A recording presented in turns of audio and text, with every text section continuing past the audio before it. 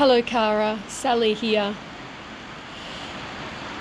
It's a joy to share this final multimodal with you, with the rains in the background, up above and all around.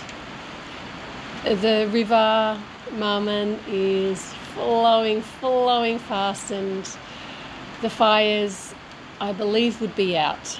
So it's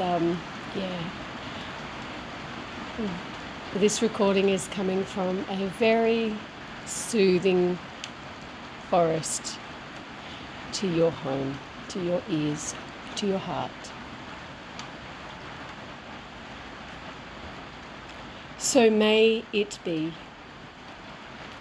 Oh my cat, you have changed my life, grown my heart, and supported a safe, curious and caring intersubjective space of emergence, relationality, multimodality and lived experience that is still and forever be emerging within me. This is the final multimodal offering, and with joy I share her with you. Expressed as an interactive tactile storytelling experience, Little World of Creative Care invites you to explore and to be with each piece as you listen to the story, to this story. Little World of Creative Care, Little World for short, is a wellspring to my future arts therapy practice. I envisage this little world, this little home, to be added to over the years, and what it holds to be treasure and a remembering of what I walk with. A full arts therapist license. I see it in my studio with the invitation to explore and perhaps be an access point for co-companions. The invitation for you now is to look inside, meander on in, lay the pieces around you and be with them as you hear their story. It is best experienced to hold each piece as they are spoken of. I bow to all my teachers. I bow to Marman, grandfather spirit of the local rivers of this country, Mother Earth, Mother Ocean, to the spirit who is in all, to you, Cara, and to the MyCat clan, to the Northern Rivers Healing Hub, and my dearest wise supervisor Tess, thank you. Thank you to the 7 directions, the 4 elements, to your ancestors and to mine, and to the land who greatly and generously holds us, to the wider ecosystems and to those that are so minute not even a telescope may catch them, and the ones in between. How do I listen? What is listening? How can I learn from Earth how to listen? From Elders. Atkinson, 2017. Auntie Judy wisely shares that there is a different word for listening in most First Nations clans. The word for the local Bunjalug mob here is Gana. I wonder how this word came to be. I imagine it may have been communicated by Country herself. How is it that you listen? How is it that I listen? Presence. Presence tends to find me when I'm not present, particularly when I'm stitching. If I break away from presence into a patterned way of thought, I tend to prick myself with the needle. Spending time in the bush presents me. If I am somewhere else, I don't receive her beauty, her scents, and the messages of the trees. I further wonder what she is missing from me. This is very much what happens in an inquiry when I'm not present, say, if I'm dealing with self-doubt or an inability to trust the process and bracketing all of this into my mind, I get a prick, though not with a needle, but with an absence of connection, understanding, and a loss of being with what is emerging. And this leads me to wondering what my co-companion is experiencing. Is there an ethical responsibility to reciprocity in the companioning space? That when one is offering, the other is receiving? Where presence and deep listening allow for the flow of a reciprocal relationship? How do I listen? I breathe. I feel my body. I take care to presence myself. I listen with my ears that receive the other's frequency through my heart and my eyes. I listen with my senses. It is kind of like absorbing and digesting. And sometimes it may take me time to drop into fully listening this way. Is deep listening co-regulating with my companion? Be it a human, forest, giant monolith, or the river? And I wonder, is deep listening a muscle? I note that deep listening connects me to the larger world and takes me far out wide and far out wide within. I am taken far out wide and far out wide within.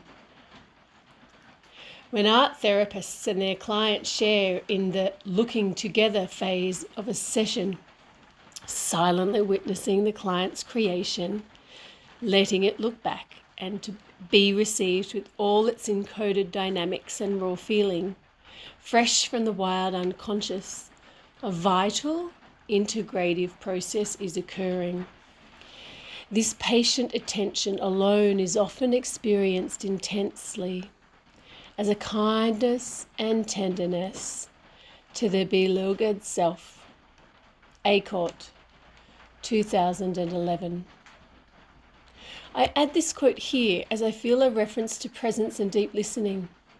The wild unconscious is the far out wide within, and that patient attention can be experienced intensely. The beauty in intensity. To return the beauty in intensity, leaning in with kindness and tenderness to self. The fabric of intersections, values, learning edges and ethics, an ecosystem. I think about intersections and what this means. I find this a tricky concept to grasp, intersections. I look at the ocean for understanding. I see waves intersecting as they move towards the shoreline, and on a calm day they smoothly intersect to become one. I walk along the beach and arrive at a group of folks with dogs, and here too is an intersection. I feel a little scattered as the clear path that I was trotting needs my attention to navigate the dogs and people, and they too to navigate me. My thoughts then take me to intersections on the road. Once upon a while ago, I was sitting in a cafe on the corner of a large intersection where Hoddle meets High when the traffic lights stopped working.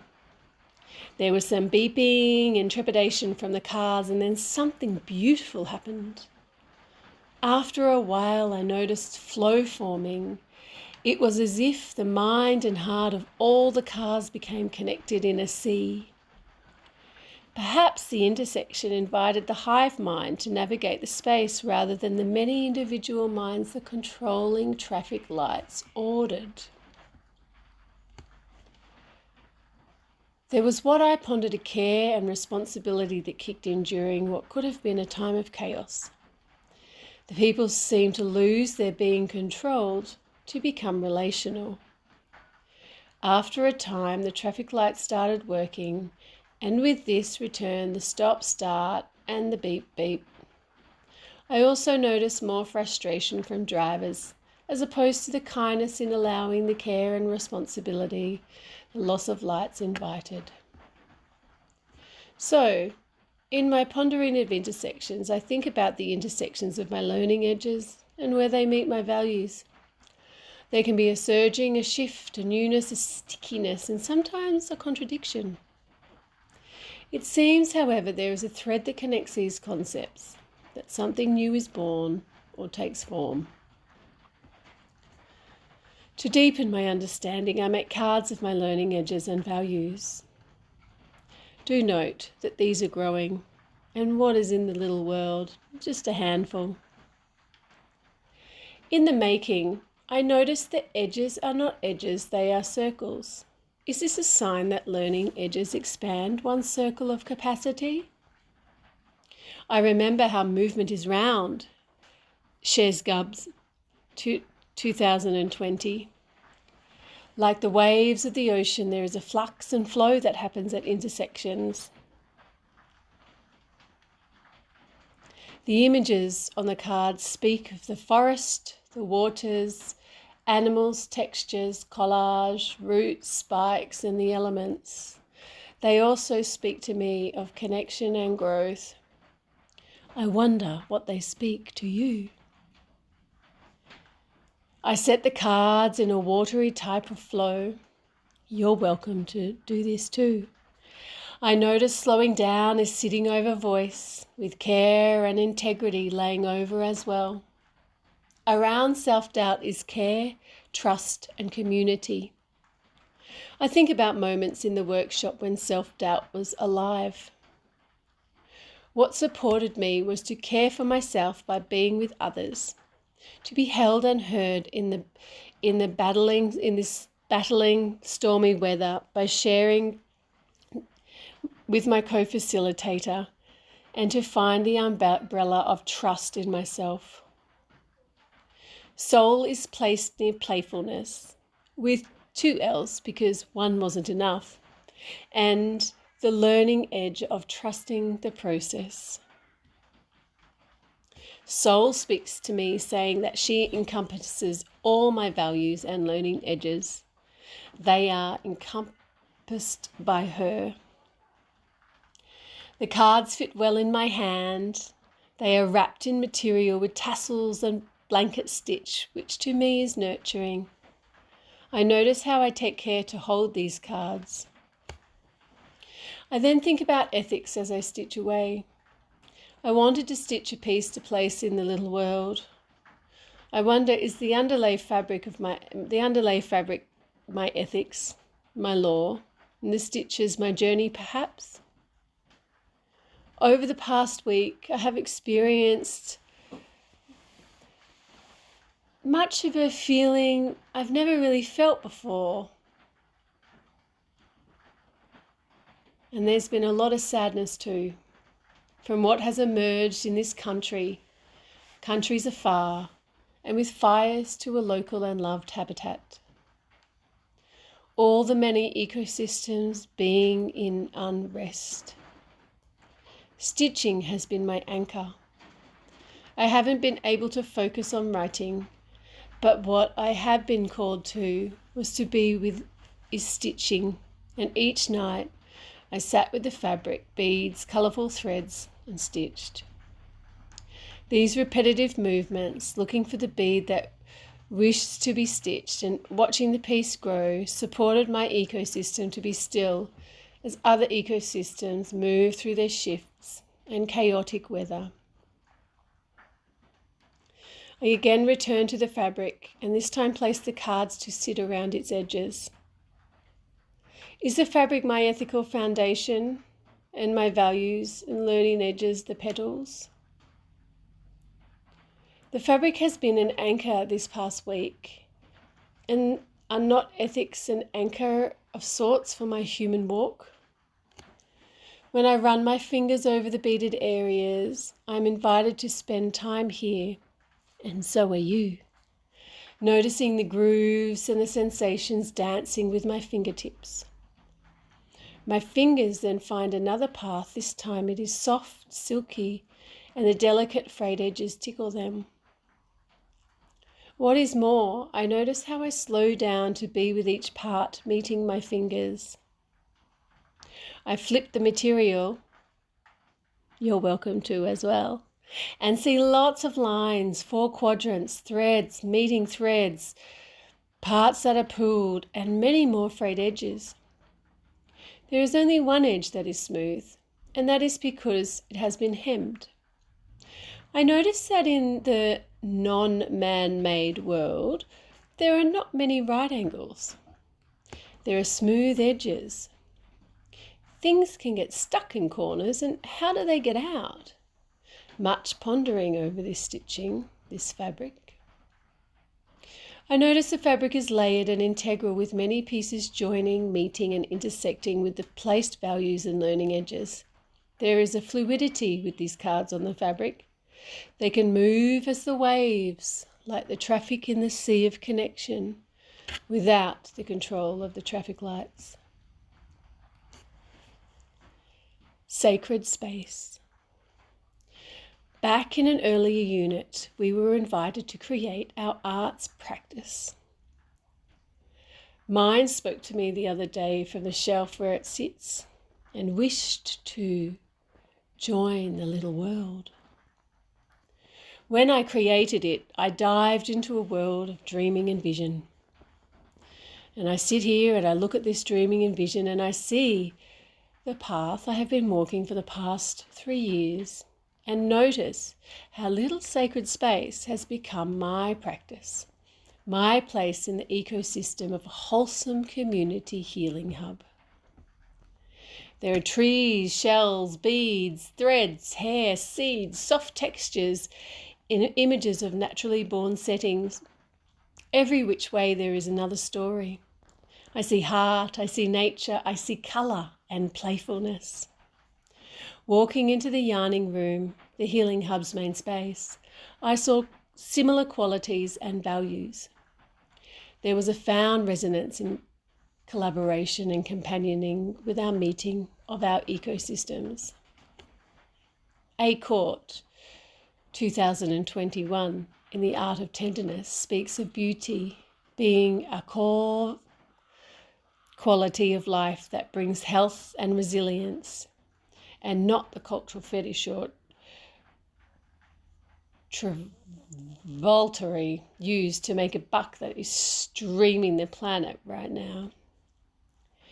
I receive A Court's words as a type of wisdom and blessing to my future arts therapy practice. It is a remembering of the innate beauty that resides in all beings that may have been robbed and forgotten through their journey. I wish to invite this type of health and resilience and remembrance of beauty into my practice, and share this coming to know to support its growth. The Northern Rivers Community Healing Hub has been a beautiful ecosystem to grow with this year. I have experienced a deep holding a community of care offers. Sweet little clay nest with sleeping babe is my expression of this. I'd like to share a haiku. Cozy, I am held with a salty seashell smell, wrapped with care and love. Cascades and rough seas, this little babe also travelled in navigating what new spaces invite. I needed to find a way to slow me down, so I took to stitching. I stitched a word a week as a reflective arts practice during the 8-week project. The word became a centerpiece of the weekly circle, sometimes with cards and found objects around it. I noticed how participants would arrive to the room and spend time with the cloth, slowing down. I found this slowing in to be an emergent invitation to stop, be, and land. I also noticed the growing of the words on the cloth symbolized growth of the workshop's ecosystem. My weather patterns are coming to know. In a time when weather patterns seem to be shifting and changing and not being as predictable as once was, I grow to learn mine. How do I take cover when the storm gets rough or weather patterns blow through? Do I attempt to steer the boat to calm waters and allow the howling, clearing, cleansing winds to move on? I'm coming to know that when the wind comes in, which sails to hoist and which ones get tucked away. I am also coming to know that each one of us holds weather patterns, and these patterns shift and change. I am learning to be with the weather and how the materials are a sail to hoist at certain times, sails of multimodality. I look at what birds do when it's windy. They face the wind so their feathers don't get ruffled. Eagle dances and rides the wind in a relationship of relatedness. Space. Space has been a teacher these past months. Visitors in the street, animals, butcher birds, maggies and fig birds coming to greet us under the big fig. Red belly black visiting a participant as they sat by the river. We are all visitors in their home, and what a joy for us is to be here. I'm learning to be with my inner emergence as external emergence visits, and how to allow and support the navigation of this emergence within others, and welcoming any content in process that bubbles up. The birds are coming to meet us and greet us, our participants spoke, thus creating conversation and connection with the creatures. When Black-belly Snake visited, I saw this as a sign of growth and transformation. Another participant shared of her meeting the serpent by the river. These beautiful creatures all offering emergence within the larger group inquiry. The beauty of Mother Earth's multimodality. It is quite magical being outside, experiencing the expansiveness the elements and other creatures offer. I imagine an outdoor setting is good for particular groups, and in other settings, a quiet, safe nest indoors may be required to hold all that wishes to be born. Companioning and collaboration. I am coming to know of the similarities in the companioning and collaboration process. I have absolutely loved the process the Arts Inquiry Project has offered, and in fact the entire work placement. It has offered a highlighted view to some of my pattern ways of being, these being the tending to rush, to control, and the need to know.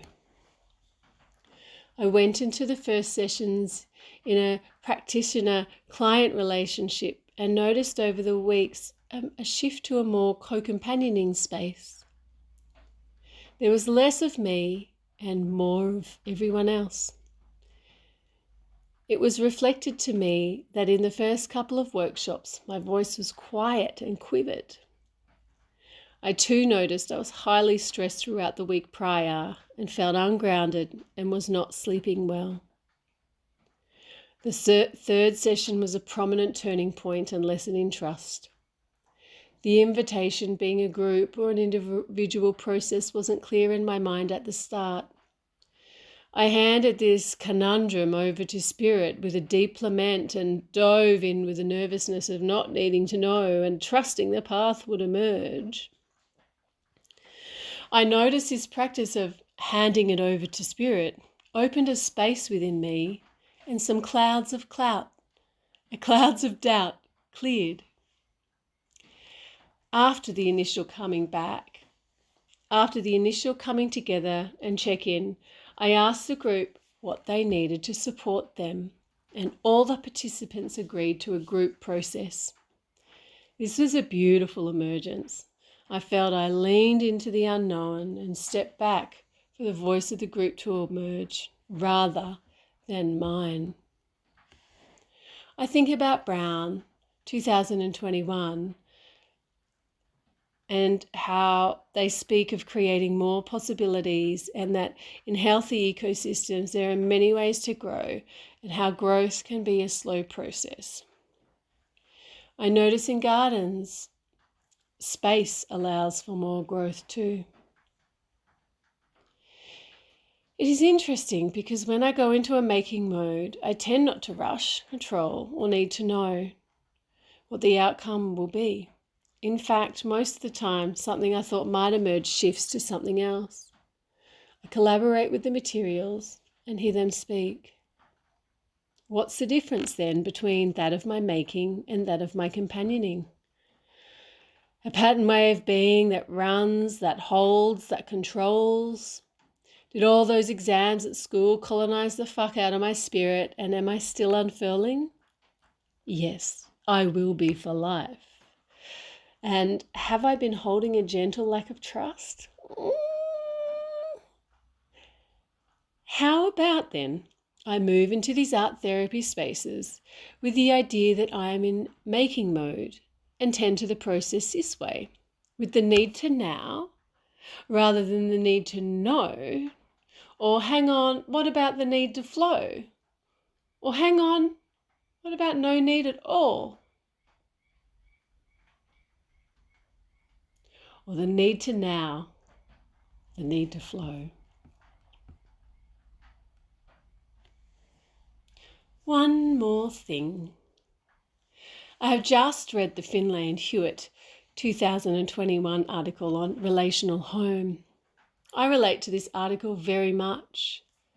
Today earlier, I was massaging a client, and I was thinking about how the relationship is one of the most important and wholesome aspects of the therapeutic space. It really is. I then thought about teachers, mentors, and attuned therapists along my path. They are all still with me.